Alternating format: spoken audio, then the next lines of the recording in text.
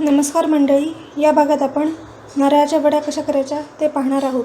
त्यासाठी लागणारं साहित्य: 1 वाटी साखर, याच वाटीने मोजून मी नारळाचा चव घेतलेला आहे।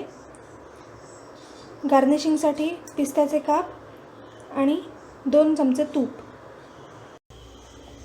आपण ताटाला तूप लावून घेतलेलं आहे। आता आपण कढईत 2 चमचे तूप घालणार आहोत।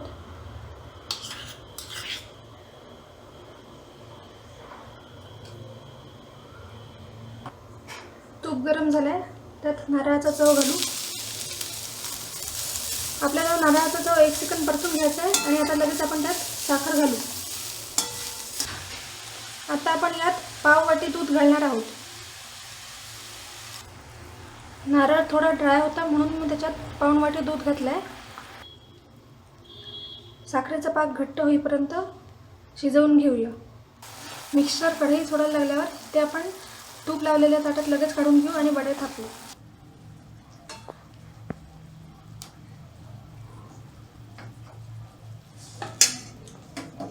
आता आपण तूप लावलेल्या ताटात मिक्सचर ओतून घेऊ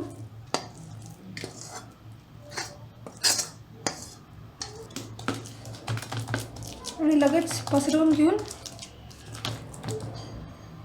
थंड झाल्यावर त्याच्या वड्या पाडू। अशा प्रकारे आपण मिक्सचर पसरवून घेतलेला आहे।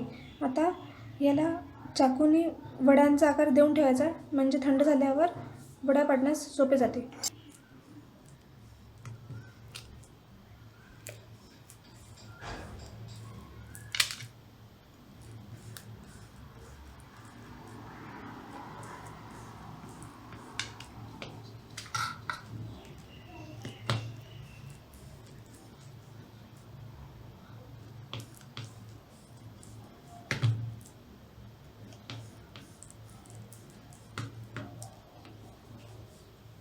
या वड्या आता सहज निघतात आहे, तुम्ही बघू शकता।